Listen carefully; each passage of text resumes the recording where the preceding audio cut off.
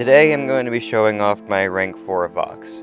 I've done this a couple times already in shorter videos, but today we're going to do the Ultimate Showcase version, where I put a bunch of different fights from a bunch of different game modes in to show off the strength of this character. Some of them you've already seen already, but I didn't include everything I've ever done with him like I have for some previous showcases, because I want to keep this a bit more short and relevant for everything you actually see in this video. So I took like 10 BG's fights with him in the BG's video, but we're only going to see like 5 here, and so on and so forth with War and other pieces of content like that.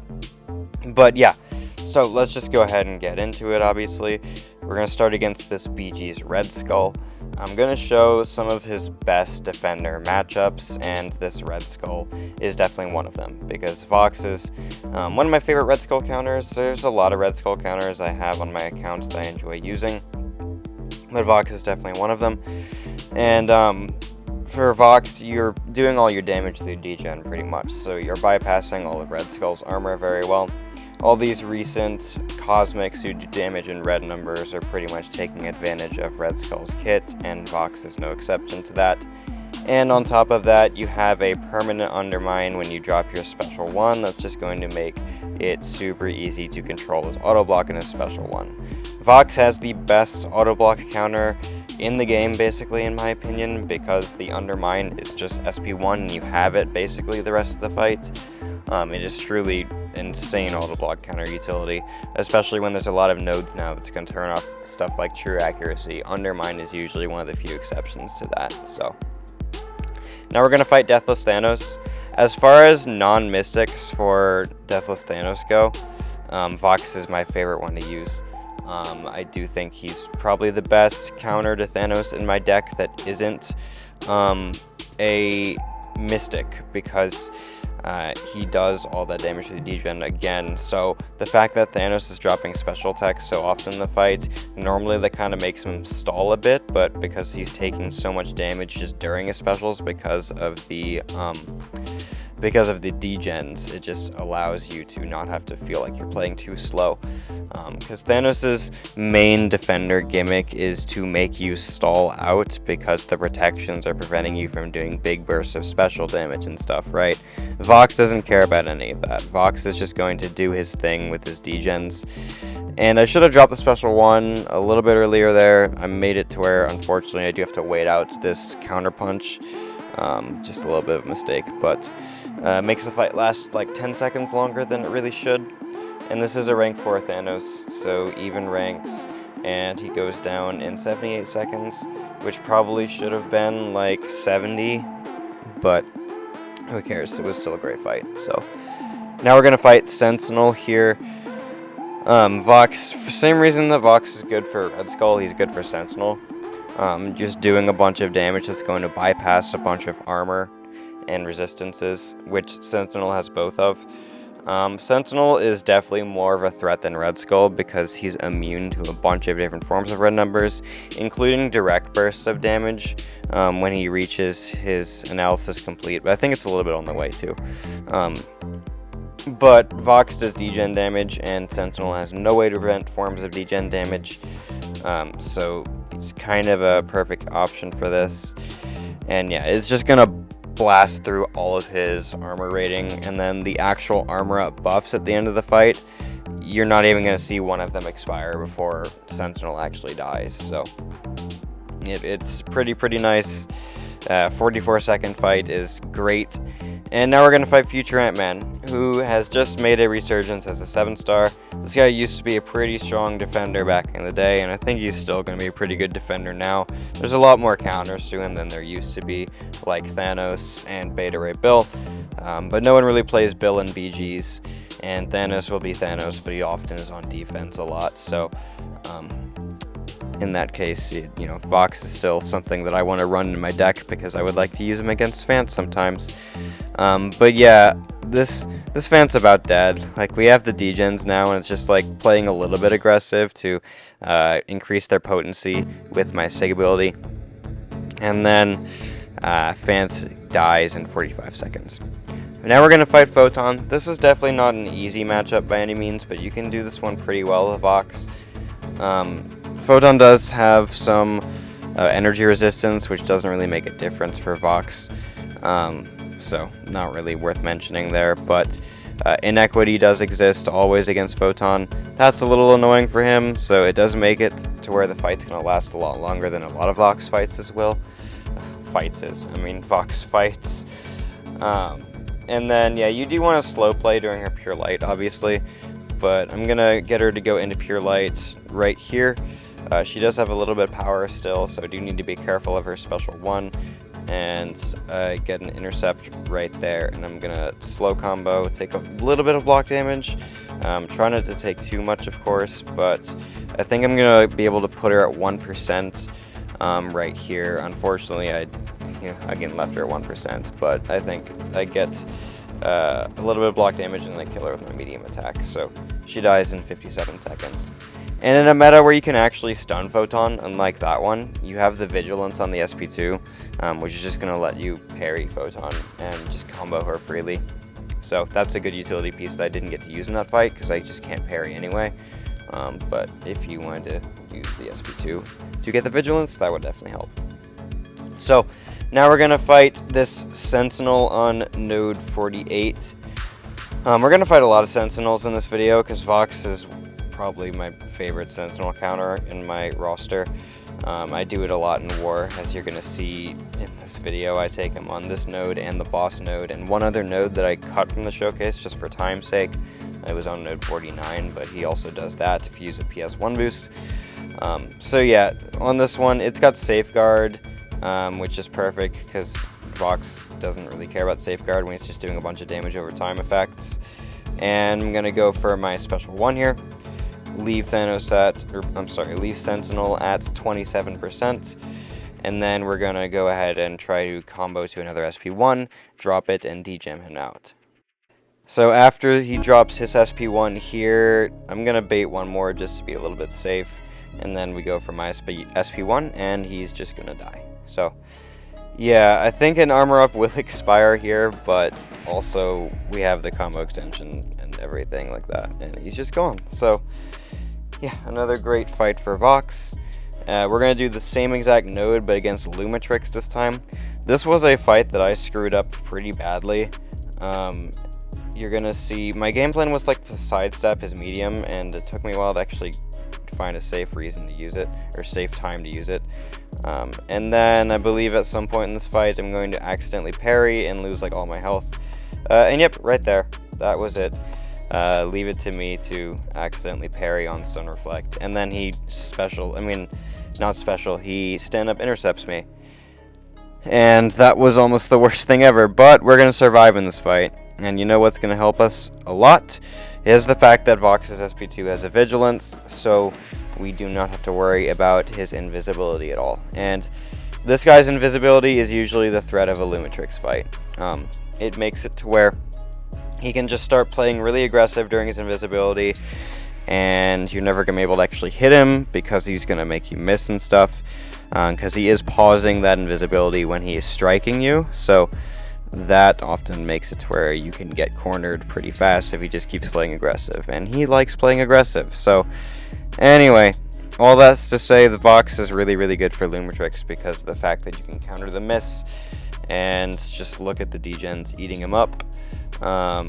And yeah, it's Safeguard, so we want to be using those degens for sure. Leave him at 13%, but I'm about to drop another SP1, and that'll basically finish the fight out. So there goes the next SP1. I still have the Vigilance, of course, and then I drop my SP1. He's at 32 degens, and he's just gonna drop right there. So yeah. All these war fights are boosted, by the way, because I'm playing in Tier 1 Masters War, so like I want to be boosting, obviously. So yeah, the damage is a little bit more than a normal thing for a rank 4 Vox, but if you're going to watch Alliance War gameplay from T1, you probably should just expect that kind of thing. So anyway, now we're going to fight the Sentinel boss. This one's pretty similar to Node 48, except I can parry, not to stun, but I can actually use the parry mastery to prevent some block damage if I want to. But I don't think I actually do that too often. It also has Energize, so he's dropping a lot more SP1s than normal Sentinel is. And then the whole thing for this fight is kind of just SP1, SP1, and then we're going to do the second cycle of degens, which is SP1, again to place them, and then the second cycle of degens is going to be so potent and so many of them that it's just going to make him drop. It's just going to take a little bit of time to get to enough bars of power to where I can drop it at the amount of power I actually want, because I do want to drop it closer to 2 bars, so I have another special to lock those degens back in. I probably didn't need to because of the sheer amount of damage we're actually going to have on the degens, as you're going to see once we place them. Because yeah, it's going to take a while for me to get to a spot where I'm ready to drop the next cycle, but I should have dropped them a lot earlier because they just ripped Sentinel apart. I also was very intentionally not pushing Sentinel to SP2 just for safety, because I'm very good at the dex, but on the off chance I do mess it up, that's an instant death, and I can't afford that in Tier 1 war. So we're going to go play it safe and just bait as SP1s. Even though in like a BG's fight, I'd probably like push Sentinel to SP2 sometimes. Free dex buffs, so free extra degens. And then, yeah, we just blast through his final 20% before any of the armor ups can even expire, and that is a minute and 35-second Sentinel boss. One of the fastest Sentinel bosses I've ever seen. So, now we're going to go fight Arcade on node 44. This used to be a staple placement. I've seen it a couple times this season, or like the previous season. Definitely not as frequent as it used to be. But yeah, Vox kind of just destroys this one all in the same. You kind of want to use an SP1, like a PS1 boost, because you want to get the Undermine up as fast as possible. Undermine basically shuts off Arcade's kits. He can't auto block ever if you have Undermine. And the whole threat with Arcade on this node is when he places a poison from Hazard Shift, he's going to gain an Arcade token, like you would if you were eating his personal poisons. So champs like Thanos and Deathless She-Hulk are going to suffer against this guy a lot more than normal, because he's gaining tokens way more often than normal. Pretty much any champ is going to struggle a lot more than normal in this fight, except for Vox, because Undermine just makes it to where it doesn't matter. Undermine is not a very common buff. Like Gore and Vox are like the ones who have it the most. There are a couple other champs like Super Skrull, and I think there's like one more that have it. But it's not something you see very often. We haven't seen a new Undermine champ, and Scream's the other one. Since Scream, and between Scream and Vox there was a decent bit of time, so it's not like a effect they are spamming too often, and it's very valuable because of that. So now we're gonna go fight this Labyrinth of Legends Star-Lord just to see some damage for longer fights. And yeah, his long fight damage is just as good as his medium fight damage. It's really, really strong. I say medium fight because like his short fight damage is good, but it's not like top of the class for sure. Like I'll run him in my BG's deck because he's a rank 4, and I would still run him at rank 3, but he's not one of the fastest Cosmics. He's just a very effective Cosmic for a lot of matchups. And I really like playing Vox, so I will never take him out of my BG's deck unless it's a meta he's just genuinely bad for. And he usually helps me a lot, so I'll take it. So yeah, against Star-Lord, we're just going to get as many degens as physically possible, and it's going to be pretty fun to watch. And do I have a Wags pre-fight? I think I do, which is going to prevent Limber, but also give me some extra attack and ability accuracy, so that's cool. I don't think Vox is a hero, but he is definitely metal. And I know there's like specific benefits for being hero or metal in the synergy, but like the Wags pre-fight does the other stuff. So anyway, we have 30 intensifies now. That's just 30 degens right there, and then we're going to ramp up our Furies, Cruelties, and Precisions to place even more on this hopefully final cycle. I don't think those 52 kill him, but it's going to be very close, and we're just going to try to get to my special 2. That's going to be, you know, pausing them during the duration of the special attack, and it's a pretty long special attack, so they stay paused, and you can just see the damage is absolutely flying. That was like 64,000 damage on the final tick, and then you're just going to go ahead and place them back, of course. 49 right there, and this is definitely going to take Star-Lord out. So yeah, man, Vox has some really, really good damage for long fights. We're going to see a Necropolis Odin solo later as well, which is going to hopefully show some of that. But first, we're going to go fight Eternity of Pain Cassie Lang. This is going to show off like a really interesting utility piece that I don't think has ever been talked about with Vox before. This is something I find really cool, and that is the fact that Vox's degens specifically have something called a fixed duration, meaning they can never be extended, but they can also never be shortened. So this node says that when the defender is inflicted with a debuff, all future debuffs have 30% less duration. But with Vox, your degens are never shorter than the 13 seconds that they're supposed to be. You can pause them with your Sig ability to make them last a little bit longer, but the actual duration can never be anything more or less than 13. So the node saying that every debuff is going to make future debuffs last 30% shorter doesn't actually mean anything, because they're always going to be 13 seconds, which is really, really cool. It's not like a utility piece that you see super often, but it's something that I find really, really cool, and this is a great fight to show that off. And then also on this fight, there's the node that's going to make her go untouchable and evade every once in a while.